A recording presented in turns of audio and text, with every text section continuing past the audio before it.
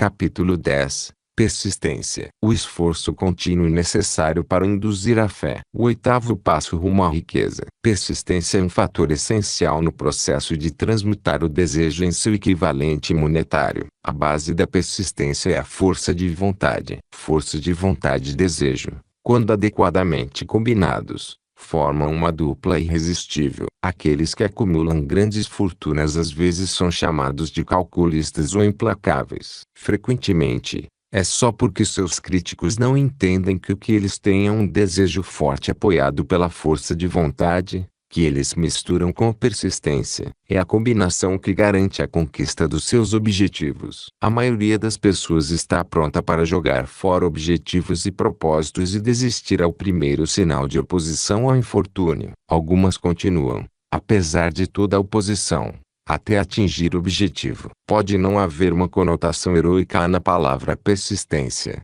mas a persistência faz por seu caráter o que o carbono faz pelo ferro, o endurece e transforma em aço. A construção de uma fortuna envolve a aplicação dos 13 fatores desta filosofia. Esses princípios devem ser entendidos e devem ser aplicados com persistência por todos os que acumulam dinheiro. Seu teste de persistência. Se você está lendo este livro com a intenção de aplicar o conhecimento com seriedade, o primeiro teste de persistência virá quando começar a seguir as 6 etapas descritas no terceiro capítulo. Desejo. A menos que você seja uma das poucas pessoas que já têm um objetivo e um plano definidos para sua realização, pode ler as instruções, mas nunca as aplicará em sua vida diária. A falta de persistência é uma das principais causas de fracasso. Além disso, minha experiência com milhares de pessoas provou que a falta de persistência é uma fraqueza comum à maioria. No entanto, é uma fraqueza que pode ser superada pelo esforço. A facilidade com que a falta de persistência pode ser dominada depende inteiramente da intensidade de seu desejo. O ponto de partida de todas as conquistas é desejo. Tenha sempre isso em mente. Desejos fracos trazem resultados fracos. Assim como um fogo brando gera pouco calor. Se você carece de persistência, essa fraqueza pode ser corrigida alimentando um fogo mais forte sobre seus desejos. Continue lendo este livro até o final. Então volte ao capítulo 13 e comece imediatamente a executar as instruções para usar os 6 passos. A ânsia com que você seguir as instruções indicará claramente o quanto você de fato deseja acumular dinheiro. Se você achar que é indiferente, pode ter certeza de que ainda não adquiriu a consciência do dinheiro que precisa ter antes de poder ter certeza de que vai acumular uma fortuna. As fortunas são atraídas por aqueles cujas mentes foram preparadas para atraí-las, tão certo quanto a água corre para o oceano. Se você é pouco persistente, concentre-se nas instruções no capítulo 11. O poder do Mastermind. Cerque-se de um grupo de Mastermind. Por meio da cooperação dos membros deste grupo, você pode desenvolver a persistência. Você encontrará instruções adicionais para o desenvolvimento da persistência no capítulo 5, Autossugestão, e no capítulo 13, a mente subconsciente. Siga as instruções desses capítulos até construir hábitos que transmitam a seu subconsciente uma imagem clara do objeto de seu desejo. A partir daí, você não será prejudicado pela falta de persistência. Seu subconsciente trabalha o tempo todo, enquanto você está acordado e enquanto dorme. Você tem consciência do dinheiro ou consciência da pobreza. Esforço ocasional para aplicar as regras não terá valor. Para ter resultados, você deve aplicar todas as regras até que isso se torne um hábito instalado. De nenhuma outra forma você pode desenvolver a necessária consciência do dinheiro. Assim como o dinheiro é atraído por aqueles que voltaram a mente para isso deliberadamente, a pobreza é atraída por aqueles cuja mente está aberta a ela. E, embora a consciência do dinheiro deva ser desenvolvida de forma intencional, a consciência da pobreza se desenvolve sem a instalação consciente de hábitos que a favoreçam. A consciência da pobreza tira proveito da mente que não está ocupada com a consciência do dinheiro. Se você entender a ideia do parágrafo anterior, entenderá a importância da persistência na acumulação de uma fortuna. Sem persistência, você será derrotado antes mesmo de começar. Com persistência, você ganhará. Se você já teve um pesadelo, vai perceber o valor da persistência. Você está deitado na cama, meio acordado, com a sensação de que está prestes a sufocar. Não consegue se virar ou mover um músculo. Percebe que precisa começar a recuperar o controle sobre os músculos. Pelo esforço persistente de força de vontade, finalmente consegue mover os dedos de uma das mãos. Continua movendo os dedos e amplia o controle para os músculos de um braço, até que consegue levantá-lo. Depois recupera o controle do outro braço. Você finalmente controla os músculos de uma das pernas e em seguida da outra. Então, com uma força de vontade suprema, recupera o controle total sobre o sistema muscular e pula fora do pesadelo. Você fez isso passo a passo. Você pode descobrir que é necessário pular fora de sua inércia mental de forma semelhante. Primeiro se movendo devagar, depois aumentando a velocidade até obter o controle total sobre sua vontade. Seja persistente, por mais que tenha que se mover devagar no começo. O sucesso vem com a persistência. Pule fora da inércia mental. Se você selecionar seu grupo de mastermind com cuidado, terá nele ao menos uma pessoa que ajudará no desenvolvimento da persistência. Algumas pessoas acumularam grandes fortunas por necessidade. Desenvolveram o hábito da persistência porque as circunstâncias as forçaram a se tornar persistentes. Aqueles que cultivaram o hábito da persistência parecem estar protegidos contra o fracasso. Não importa quantas vezes sejam derrotados, finalmente chegam no topo da escada. Às vezes parece haver um guia oculto cujo dever é nos testar com todo tipo de experiência desencorajadora. Quem se levanta depois de uma derrota e continua tentando finalmente chega ao objetivo. E o mundo diz: eu sabia que você era capaz disso. O guia oculto não permite que ninguém desfrute de uma grande conquista sem passar pelo teste da persistência. Quem não consegue aguentar, simplesmente não é aprovado. Aqueles que conseguem aguentar são recompensados por sua persistência e em troca alcançam o objetivo que estão perseguindo. Mas isso não é tudo. Eles recebem algo infinitamente mais importante que a compensação material. O conhecimento de que todo fracasso traz nele a semente de uma vantagem equivalente. Persista além dos seus fracassos. As pessoas que aprendem pela experiência a importância da persistência não aceitam a derrota como algo mais que temporário. São aquelas cujos desejos são perseguidos com tanta persistência que a derrota é finalmente transformada em vitória. Vemos que a maioria esmagadora das pessoas sofre derrotas e nunca mais se levanta. Vemos também os poucos que transformam o castigo da derrota em impulso para se esforçar mais. Mas o que não vemos,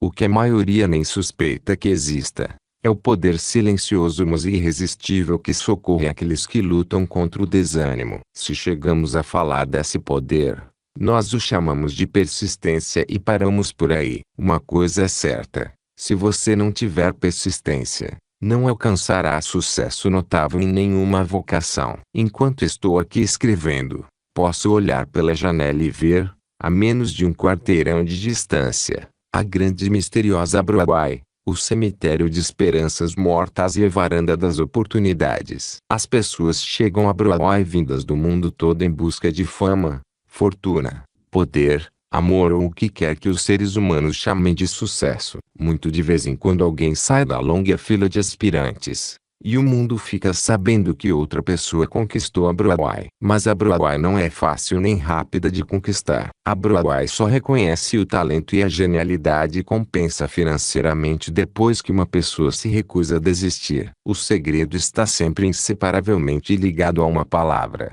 persistência. Comentário. Hoje pensamos em realização na Broadway em termos de teatro, mas aqui Napoleão Hill usa a Broadway como metáfora para o mercado artístico, editorial e de entretenimento de Nova York. Na edição original, e usou essa introdução para falar de Fannie Hurst, uma das autoras de best-sellers da época, que bateu as ruas de Nova York por 4 anos e foi rejeitada 36 vezes só por uma editora antes de ser recompensada por sua persistência e, finalmente, publicada. Embora Napoleão Hill tenha escolhido Fannie Hurst para ilustrar seu ponto de vista sobre superação da pobreza e da adversidade, Ele sabia tudo sobre o assunto por experiência própria. A história de Will é de um começo muito humilde de fracassos devastadores que teriam derrotado a maioria das pessoas. Somente por sua extraordinária perseverança a edição original do livro que você tem em mãos foi publicada e por isso os editores desta edição incluíram essa breve biografia de Napoleão Hill. O trecho a seguir é adaptado de Alifetime Wolfrichs, de Biography of Napoleon Hill, escrito por Michael J.R.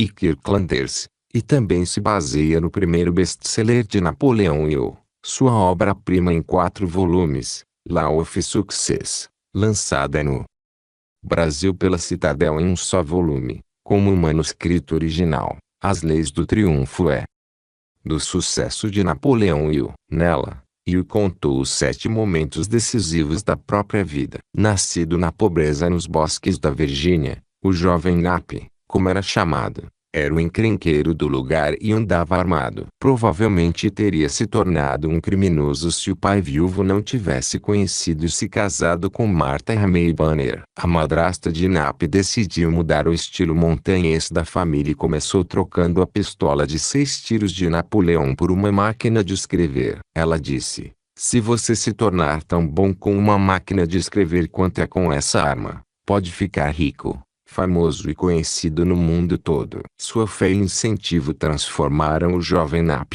Aos 15 anos, ele enviava histórias para os jornais locais e fazia tudo o que podia para sair da situação de penúria. Depois de completar o ensino médio e cursar um ano em uma faculdade de administração, ele escreveu uma carta audaciosa para Rufus Ayres, um dos homens mais poderosos da indústria do carvão. E o escreveu para candidatar-se a um emprego, mas disse que não queria um salário. Na verdade, disse que pagaria a Ayres. E o propôs que Ayres cobrasse mensalmente o valor que quisesse. Mas se, ao final de 3 meses, Hill tivesse provado seu valor, Ayres pagaria a ele um salário no mesmo valor mensal. Ayres admirou o estilo de Hill e o contratou, pagando um salário. Primeiro momento decisivo. Depois de terminar um curso em uma faculdade de administração, conseguiu um emprego como estenógrafo e contador. Como resultado do hábito de fazer mais e melhor do que o trabalho pelo qual era pago, progredi rapidamente até assumir responsabilidades e receber um salário muito desproporcional para minha idade. E eu também se mostrou tão confiável e honesto que Ayres o promoveu para substituir o gerente, fazendo do jovem de 19 anos o mais novo gerente de uma mini responsável por 350 homens. Então, o destino me deu um empurrãozinho. Meu empregador perdeu sua fortuna, e eu perdi o emprego. Esta foi minha primeira derrota real e, mesmo que tenha acontecido por causas além do meu controle, não aprendi uma lição com ela senão muitos anos depois. Segundo momento decisivo. Meu emprego seguinte foi de gerente de vendas de um grande produtor de madeira no sul. Meu progresso foi rápido, e me saí tão bem que meu empregador me convidou para ser seu sócio. Começamos a ganhar dinheiro, e voltei a me ver no topo do mundo. Como um relâmpago surgido de um céu claro, o pânico de 1907 se abateu sobre tudo, e da noite para o dia me prestou um serviço duradouro destruindo nossa empresa e tirando de mim até o último dólar. O pânico ao que Hill se refere começou no verão de 1907.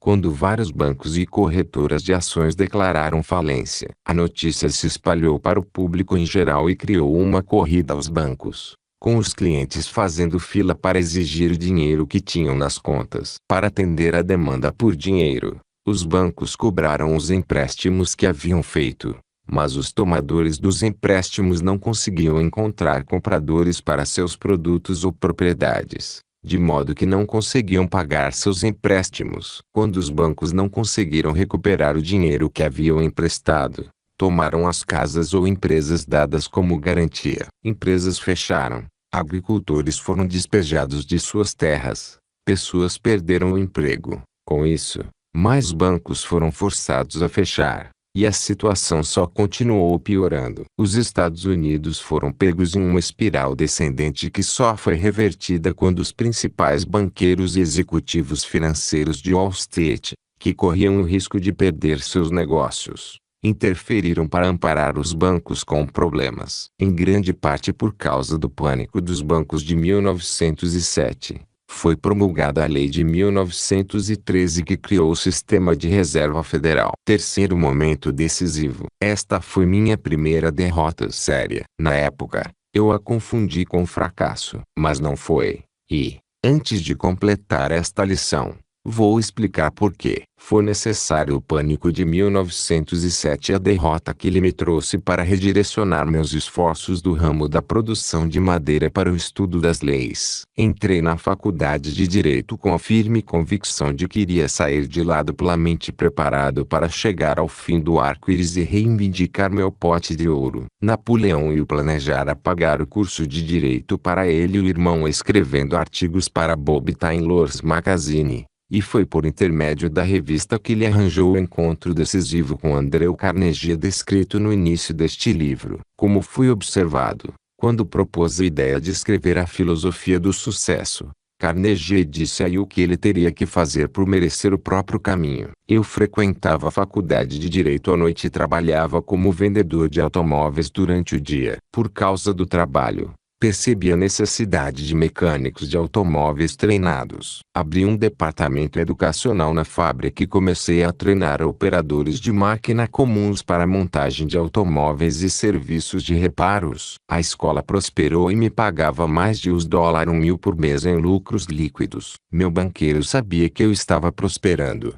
Portanto, me emprestou dinheiro para uma expansão. Uma característica peculiar dos banqueiros é que nos emprestam dinheiro sem nenhuma hesitação quando somos prósperos. O banqueiro me emprestou dinheiro até eu ficar irremediavelmente endividado e então assumiu meu negócio com toda a tranquilidade, como se fosse dele. E era de uma renda de mais de $1.000 por mês. De repente fui reduzido à pobreza. Pela terceira vez, eu conheceu a derrota, mas não se deu por vencido. Arrumou outro emprego e continuou trabalhando no projeto de Carnegie. Quarto momento decisivo, 1912. Como a família de minha esposa era influente, consegui ser nomeado assistente do principal conselheiro de uma das maiores companhias de carvão do mundo. Eu estava entre amigos e parentes. Tinha um emprego que poderia manter pelo tempo que desejasse, sem me esforçar. De que mais eu precisava? De nada, comecei a dizer a mim mesmo. Então, sem consultar meus amigos e sem aviso prévio, me demiti. Esse foi o primeiro momento decisivo de minha escolha. Não me foi imposto. Abandonei esse emprego porque o trabalho era muito fácil e eu executava com muito pouco esforço. Essa decisão revelou-se o próximo momento de transformação mais importante da minha vida. Embora seguida de 10 anos de esforço que trouxeram quase todos os sofrimentos concebíveis que o coração humano possa experimentar, escolhi Chicago como minha nova área de ação. Tinha decidido que, se conseguisse ser reconhecido em Chicago em qualquer tipo de trabalho honroso, seria a prova de que eu tinha alguma coisa que poderia ser desenvolvida em aptidão real. Quinto momento decisivo. Meu primeiro emprego em Chicago foi de gerente de publicidade em uma grande escola por correspondência. Eu me saí tão bem que o presidente da escola me induziu a pedir demissão e a abrir uma empresa de produção de doces com ele. Organizamos a Betsy Ross Candy Company,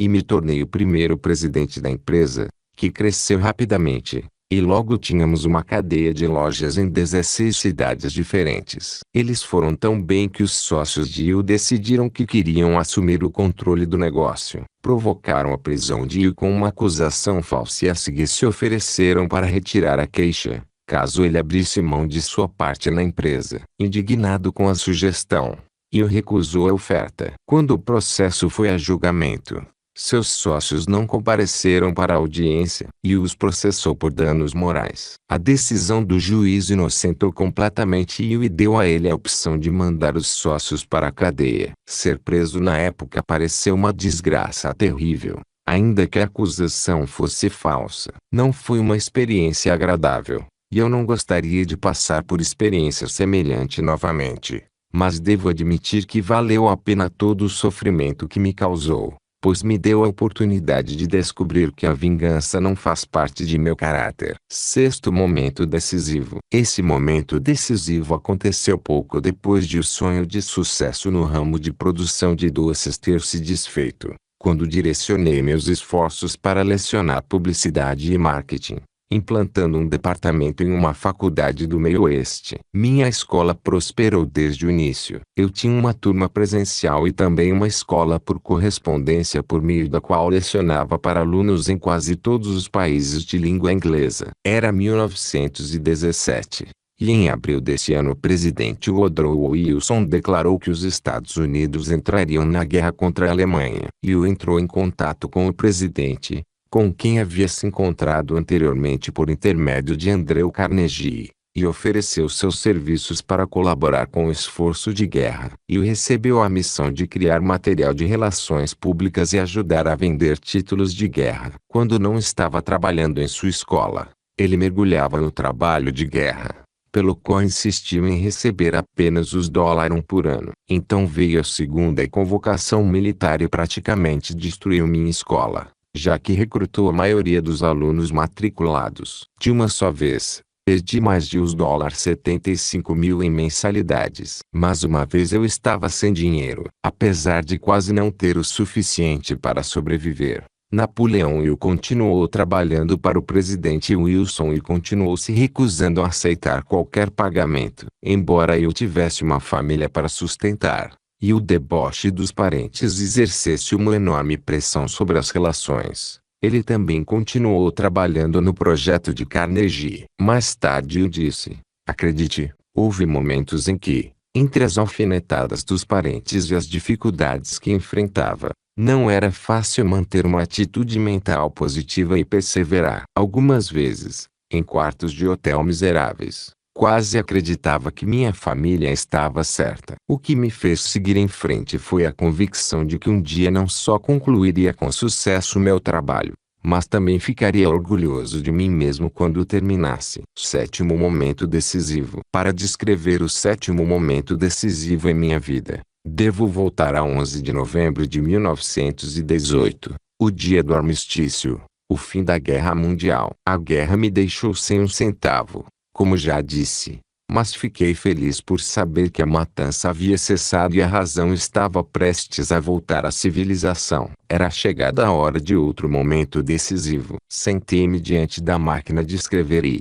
para meu espanto, minhas mãos começaram a tocar uma melodia no teclado. Eu nunca tinha escrito tão rápido ou com tanta facilidade antes. Não planejei nem pensei no que estava escrevendo, apenas escrevi o que me veio à mente. O que o escreveu foi um longo ensaio em que descreveu um novo idealismo, baseado na regra de ouro, que ele acreditava que poderia emergir da guerra. Ele declarou que ajudaria a divulgar a informação e prometeu que de alguma forma levantaria o dinheiro para lançar uma nova revista que se chamaria Os Golden Rule. Ele levou seu ensaio para George Williams, um gráfico de Chicago que havia conhecido quando trabalhava na Casa Branca. E no início de janeiro de 1919 a revista Os Golden Rule estava nas bancas. A primeira edição tinha 48 páginas. No começo, sem dinheiro para pagar outras pessoas, eu escrevia e editava todas as palavras, mudando o estilo de redação para cada artigo,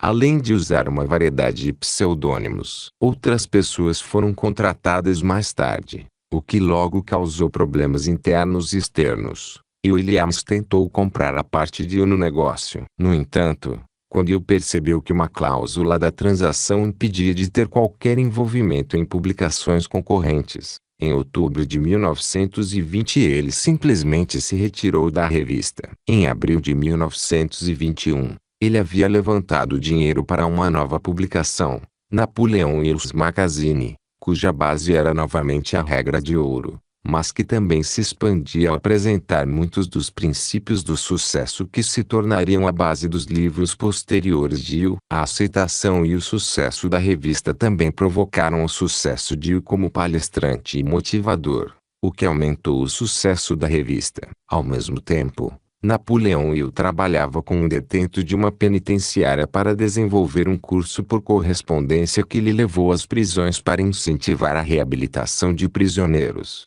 A maioria das coisas feitas por Will durante esse período foi bem sucedida, e o sucesso do programa da prisão foi significativo. Mas a ganância de 2 membros do conselho de diretores, um dos quais era o capelão da penitenciária, acabou provocando a extinção em 1923 não só dos programas de reabilitação educacional, mas também da revista e de inúmeros outros empreendimentos bem-sucedidos. A ironia sombria, como observa Michael Rittenali-Fetim e Wolf Riches, era que poucas empresas na década de 1920 poderiam ter sido mais idealistas ou humanitários em seu conceito.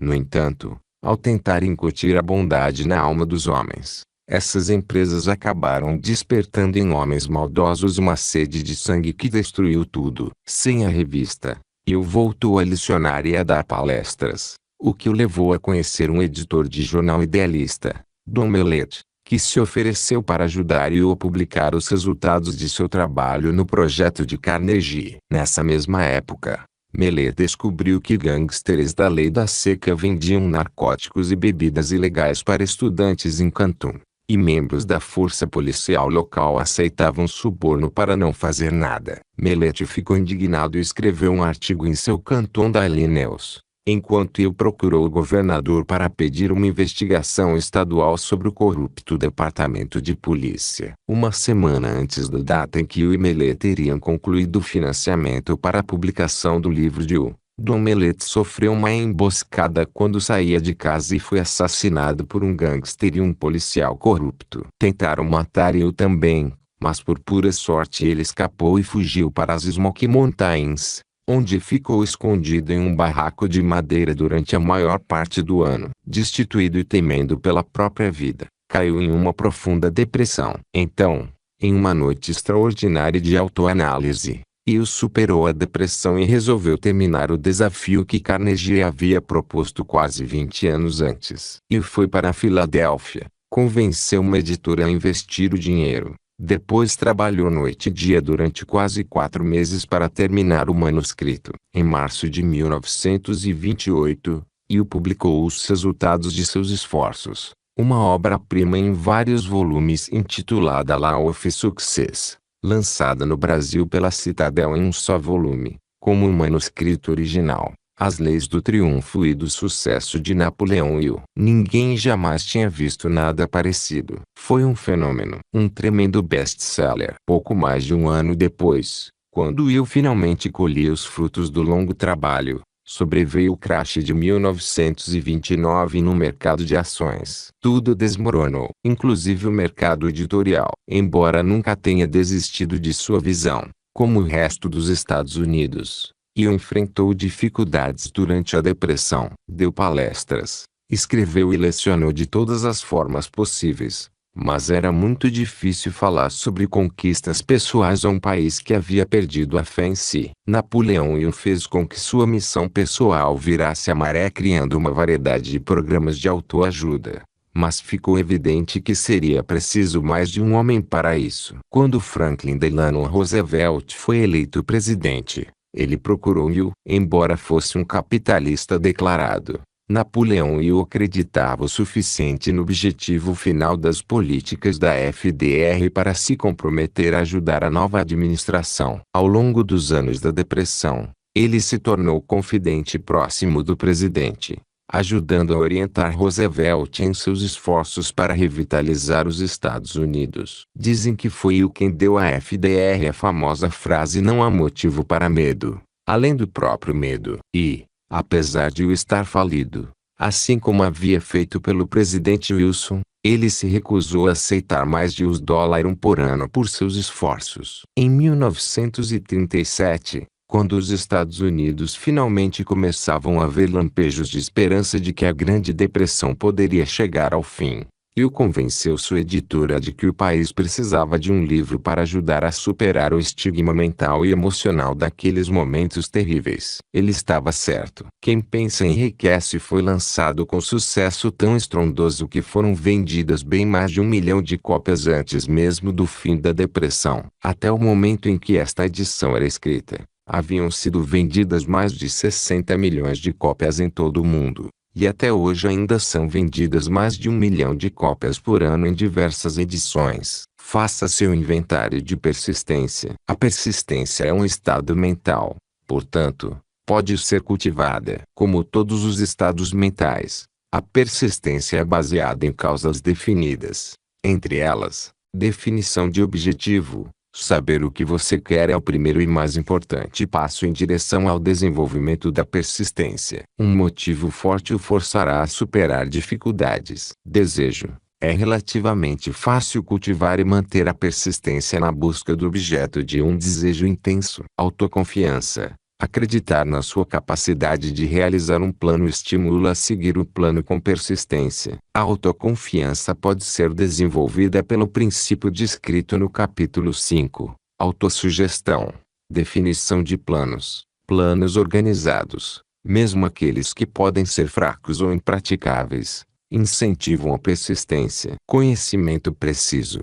Saber que seus planos são sólidos, com base em experiência ou observação, incentiva a persistência. Adivinhar em vez de saber destrói a persistência. Cooperação, simpatia, compreensão e cooperação com outras pessoas tendem a desenvolver a persistência. Força de vontade. O hábito de concentrar seus pensamentos em fazer planos para atingir o objetivo definido leva à persistência. Hábito. A persistência é o resultado direto do hábito. A mente absorve e se torna parte das experiências diárias das quais se alimenta. O medo, o pior de todos os inimigos, pode ser superado quando você se força a executar e repetir atos de coragem. Todos que serviam ativamente na guerra sabem disso. Faça um autoinventário e determine o que lhe falta nessa qualidade essencial de persistência. Avalie-se ponto a ponto e veja quantos dos 8 fatores anteriores de persistência você não tem. A análise pode levar a descobertas que lhe darão uma nova compreensão sobre si mesmo e o que falta para você progredir. A seguir há uma lista dos inimigos reais que existem entre você e a realização. Não são apenas os sintomas que indicam fraqueza de persistência,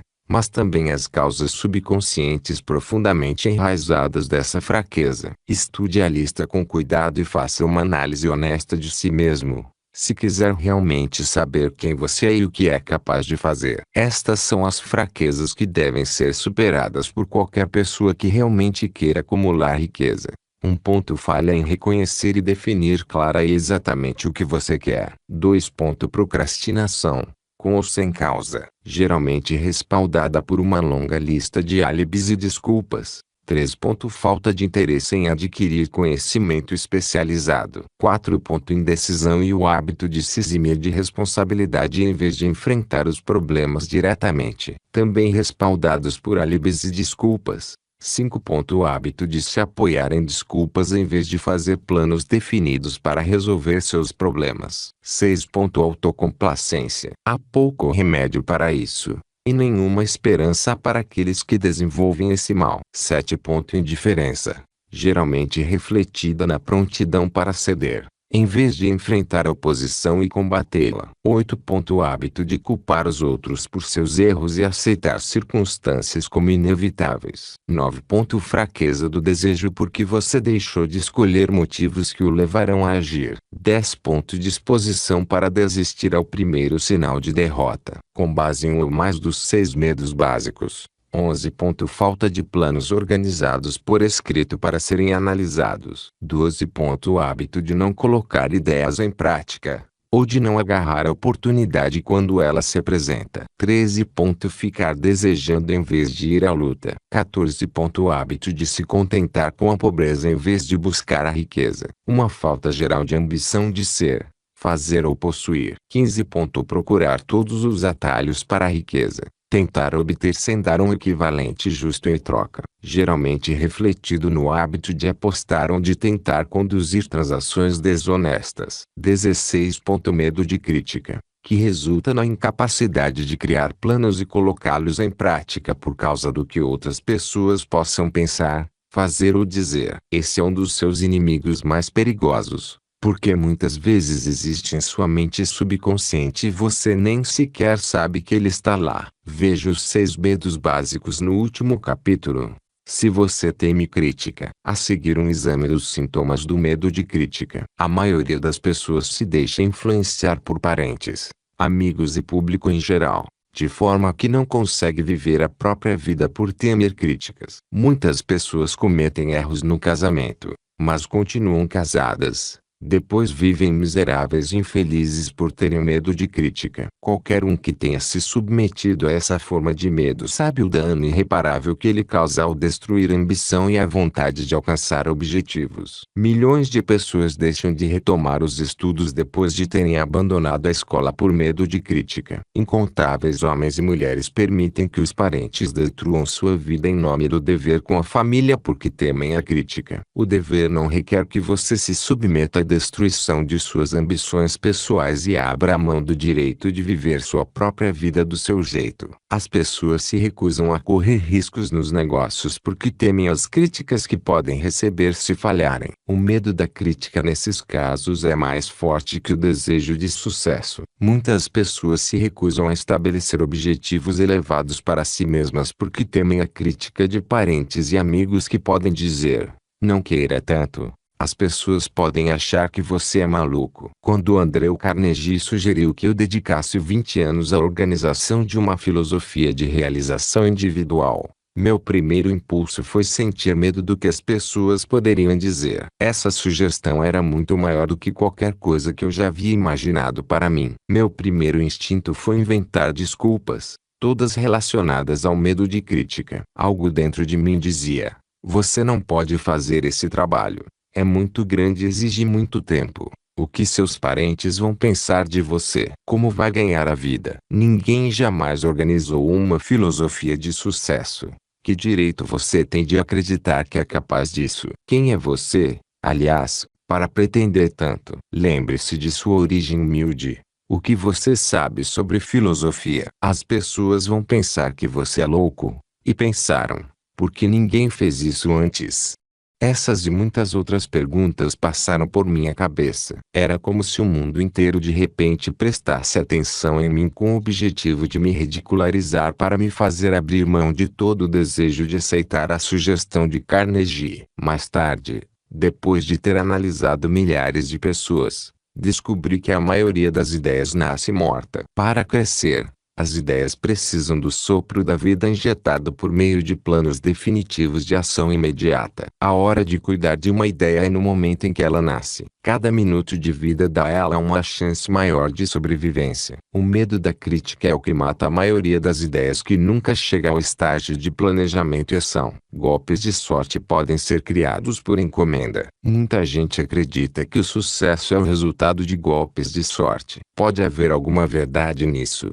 Mas se você contar com a sorte, quase certamente ficará desapontado. O único golpe em que qualquer um pode se dar ao luxo de confiar é em um golpe criado por si mesmo. Isso acontece pela aplicação da persistência. O ponto de partida é a definição de objetivo. Comentário. Em 1999, Mark Mieres, editor de um dos informativos de autoajuda mais influentes do país, o Bottomline Personal, escreveu um livro intitulado How to Make Luck, 7 Secrets Luck People Use to Succeed. Nele, Mieres relata um estudo realizado pelo Departamento de Psicologia da Universidade de Hertfordshire, perto de Londres. Foi reunido um grupo de pessoas, metade das quais pensava ter sorte ou era considerada sortuda por outros. A outra metade acreditava não ter sorte. Todos foram levados ao campus para assistir a um cara ou coroa aleatório computadorizado. Cada pessoa via um duende de desenho animado aparecer na tela e jogar uma moeda. Cada um era convidado a escolher cara ou coroa. Os resultados do experimento provaram que o grupo azarado acertou aproximadamente o mesmo número de vezes que o grupo sortudo. Nas entrevistas de acompanhamento,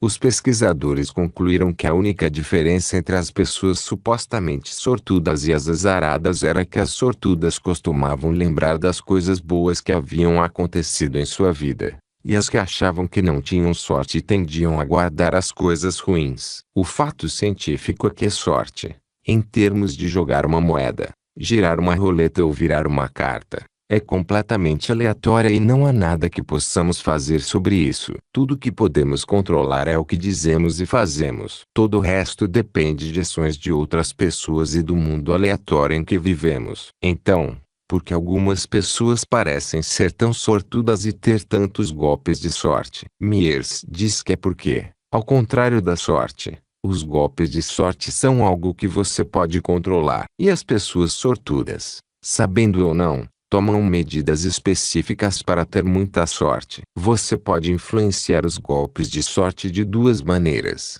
Você tem que se colocar intencionalmente no caminho da sorte e tem que fazer as pessoas quererem ajudar por acreditarem que você merece ajuda. Assim que você informa ao mundo que está pronto para um golpe de sorte. A sorte é em grande parte uma questão de ser apresentado às oportunidades por pessoas que abram portas. Myers chama essas pessoas de porteiros. Os porteiros oferecem ajuda não só pela boa vontade, mas também porque esperam que você os ajude em troca quando puder. Pessoas sortudas tratam de impressionar seus porteiros para serem as primeiras a serem lembradas quando as oportunidades surgirem. Seus porteiros precisam acreditar que você merece um golpe de sorte que vale a pena ajudar. Uma das melhores maneiras de conseguir tudo isso é simplesmente se comportar e agir como alguém de sorte. Se você age como um perdedor, as pessoas acreditam que você é um perdedor. Se você se percebe como alguém que tem sorte,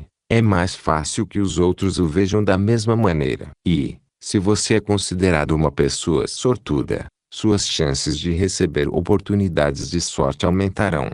Em parte porque outros esperam que um pouco de sua sorte respingue neles. Esse é o maior segredo que as pessoas sortudas conhecem. Elas sabem que, quando parecem sortudas, mais pessoas querem ajudá-las. Há pessoas esperando para fazer a diferença em sua vida. Se você mostra a elas que está disposto a fazer um esforço e que está entusiasmado. O livro de Mark Myers explica maneiras de fazer tudo isso. Como diz o único golpe de sorte em que alguém pode se dar ao luxo de acreditar é aquele criado por si mesmo. Isso acontece pela aplicação da persistência. O ponto de partida é a definição de objetivo. Se você parasse as primeiras 100 pessoas que encontrasse na rua e perguntasse o que elas mais querem na vida, 98 diriam que não sabem. Se você insistisse na pergunta, algumas diriam segurança, muitas diriam dinheiro.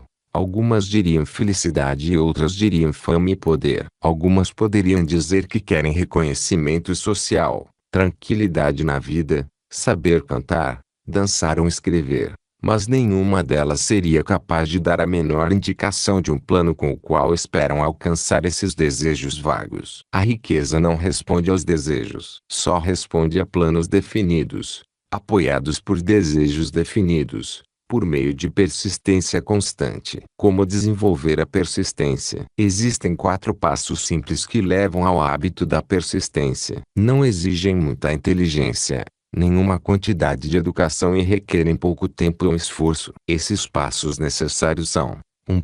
Um objetivo definido, apoiado por um desejo ardente de realização. 2.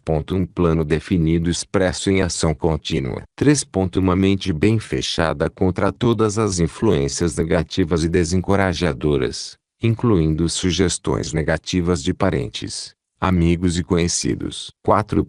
Uma aliança amigável com uma ou mais pessoas que o incentivarão a sustentar o plano e o objetivo. Esses 4 passos são essenciais para o sucesso em todos os setores da vida. Um importante objetivo dos 13 princípios dessa filosofia é permitir que você faça desses 4 passos um hábito. São passos pelos quais você pode controlar seu destino econômico. São passos que levam à liberdade e à independência de pensamento. São passos que levam à riqueza em pequenas ou grandes quantidades. São passos que indicam o caminho para o poder, a fama e o reconhecimento mundial. São 4 passos que garantem golpes favoráveis. São passos que transformam os sonhos em realidades físicas. São passos que também levam ao domínio do medo, do desânimo, Da indiferença, há uma recompensa magnífica para qualquer um que aprenda a dar esses 4 passos. É o privilégio de determinar o próprio salário e fazer a vida pagar o preço que você quiser. Como superar dificuldades. Que poder místico dá às pessoas persistentes a capacidade de superar dificuldades. A qualidade da persistência desencadeia em sua mente alguma forma de atividade espiritual,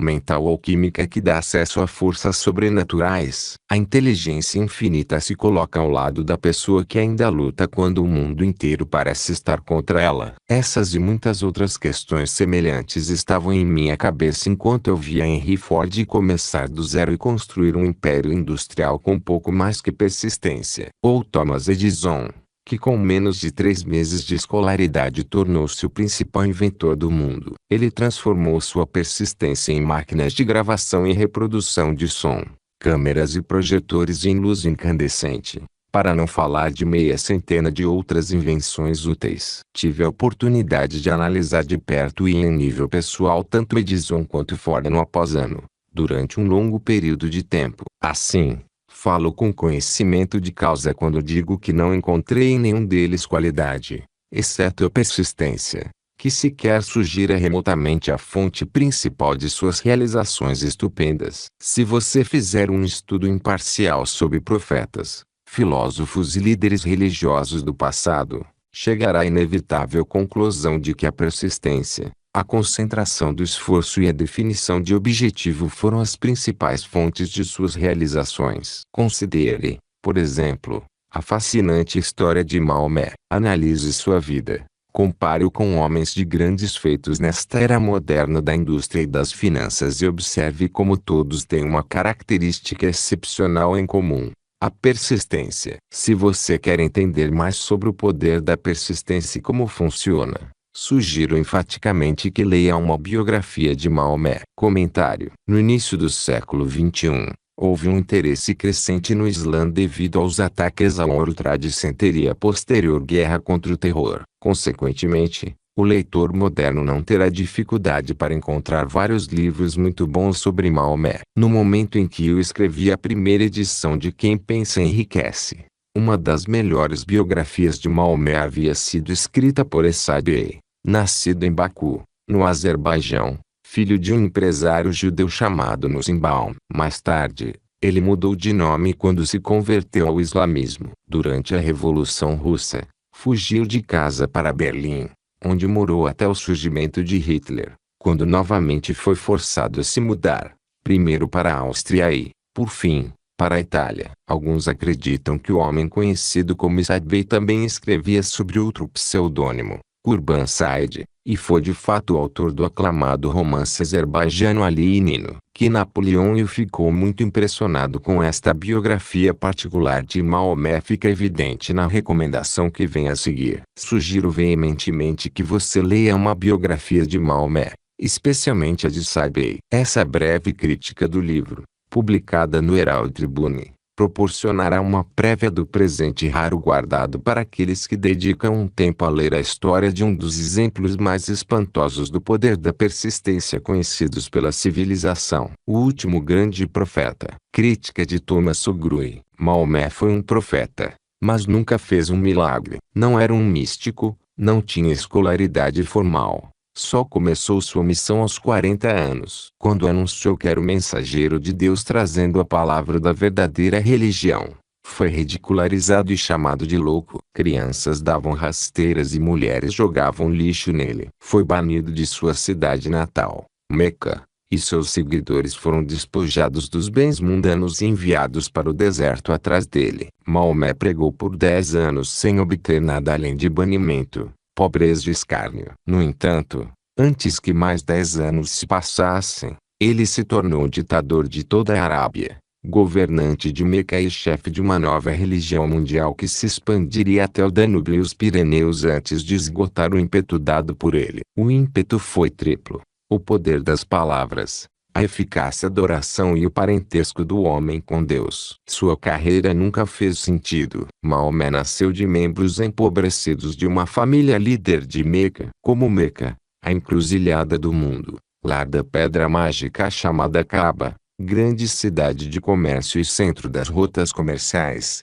era insalubre. Suas crianças eram enviadas para o deserto, para serem criadas pelos beduínos. Maomé foi assim nutrido, tirando força e saúde do leite de mães nômades e vicárias. Ele cuidava de ovelhas e logo foi empregado por uma viúva rica como líder de suas caravanas. Viajou para todas as partes do Oriente. Conversou com muitos homens de diversas crenças e observou o declínio do cristianismo em seitas antagônicas. Quando tinha 28 anos, caiu nas graças de Khadija, a viúva, que se casou com ele. Seu pai teria se oposto ao casamento.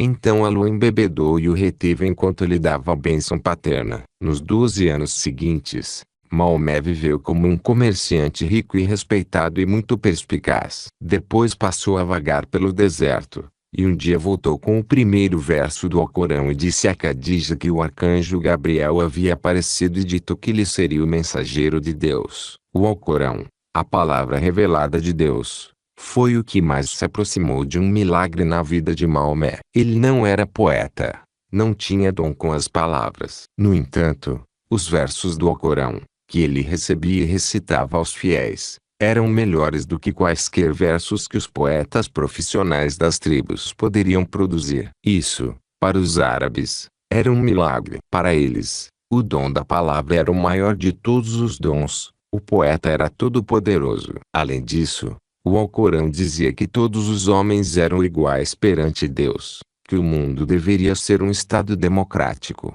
O Islã foi essa heresia política, além do desejo de Maomé de destruir os 360 ídolos no pátio da Caaba, que provocou seu banimento. Os ídolos traziam as tribos do deserto a Meca, o que significava comércio. Assim, os comerciantes de Meca, os capitalistas, dos quais ele tinha sido um, se voltaram contra Maomé. Ele se retirou para o deserto e reclamou soberania sobre o mundo. Começava a ascensão do Islã. Do deserto surgiu uma chama que não seria extinta.